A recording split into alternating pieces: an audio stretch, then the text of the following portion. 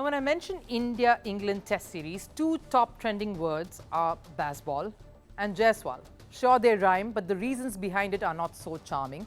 Ben Duckett's casual comment on Jaiswal's batting being inspired by baseball has incited heavy criticism. First, from his own compatriots, former captain Nasir Hussain gave him quite the strong telling off. And now former Aussie captain Michael Clarke has also jumped in, roasting the statement and the player in question, saying clearly Ben Duckett has not followed cricket for 20 years and seems to have assumed that aggression is a patent of the England cricket team.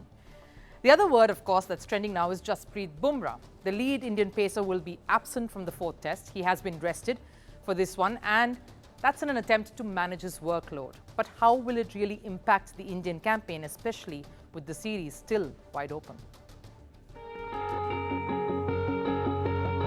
Jasprit Bumrah's story is one of resilience. A horrible back injury threatened to put a full stop to his career. But what a comeback it's been. He has never looked like he was away from international cricket for a whole year. He is a special talent. And since his comeback, a short T20 series against Ireland, and then of course the big one, the World Cup, Jasprit Bumrah has not looked back. The only bowler who could match him and even create a bigger fear in the opposition late last year was Mohammad Shami, who is out with an injury now. Let's show you how much bowling Bumrah has done in this series against England alone. Bumrah has bowled 80.5 overs in the 3 tests he's played. And it comes as little surprise that he is the highest wicket taker too so far, with 17 wickets to his name at a stunning average of 13.64. That's enviable.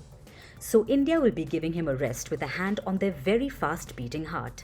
Because let's face it, what are your replacements when it comes to leading the pace attack? There's no Shami to step up and take charge. Mohammad Siraj is all heart and perseveres, but he can't really match up to Bumrah. You've got Mukesh Kumar. He's been called up and is probably most likely to take his place in the 11. He had a confident outing in the domestic tournament where he picked up his career-best match haul of 10 for 50. But then again, his appearance in the second test when Siraj was rested really didn't give much to write home about. He came back with figures of 1 for 70 from just 12 overs. Then there's Akashdeep, who's impressed all with his recent performances. For India A against the English Lions, where he topped the wicket charts. So there is some spotlight on him. And you know, this is a test with a lot on the line. Sure, India is 2-1 up, but with 2 more tests still to go, the series is pretty wide open. The thinking behind giving Jasprit Bumrah a rest is a noble and wise one. Let's not take away from that. He has a very, very packed schedule heading his way as India's premier fast bowler.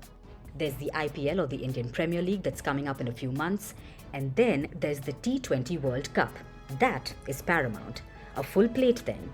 And maybe the India think tank thought it's a rest now or never. Interestingly, England is the country that has mastered the rotation policy.